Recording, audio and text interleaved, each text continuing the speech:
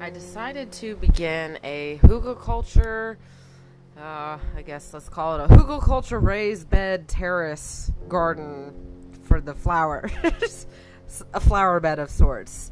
I've been reading and researching all sorts of different methods, and so I'm kind of fabricating my own. No name for it yet, just working with nature as usual. And as usual, yet again, I did not plan ahead for the skeletal structure of this flower bed, and I am now digging up the flowers that I had already put down. So, lucky me.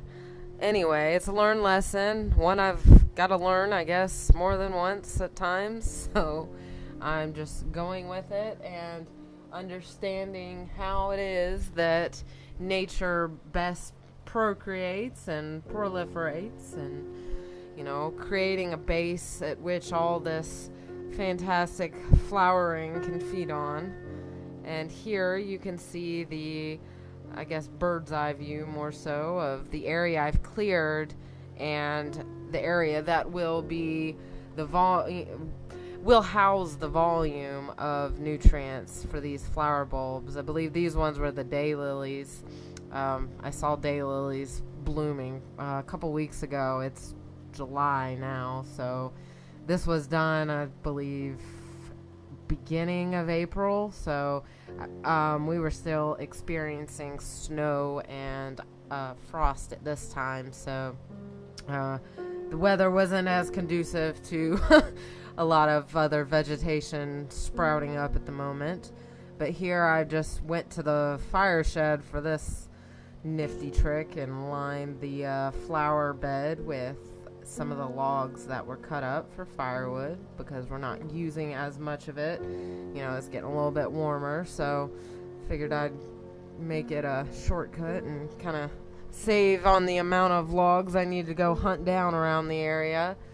And after hunting down other logs, I covered those logs with the decaying leaves, other organic matter that I just raked up off the forest floor. And all of that dirt that I removed to create that trench you saw, I am now hoeing it back on top. So I'm creating a mound, and the entire volume of that mound is the logs you saw me placing down, other decaying matter like these leaves and grass clippings, whatever's handy that is decomposing and composting and will provide nutrition for the plant life that actually is growing there now, is pretty much what is comprising the inside of each of these mounds. So this one I just dedicated to calling it a flower bed, since I just wanted an area to house all these cool flower bulbs I was finding, and didn't want to haphazardly leave them as I just pickaxed the ground open and shoved them in there. I figured I'd better go ahead and do the terracing, because it's all going to be terraced eventually, so better get my ass to work and do it. So as you can see here, I just walk across as I'm hoeing it, so I'm packing it down. I mean, it's not airtight by any means. It's just, this is a good way to aerate this type of soil from my experience, and it actually is growing quite well as we speak.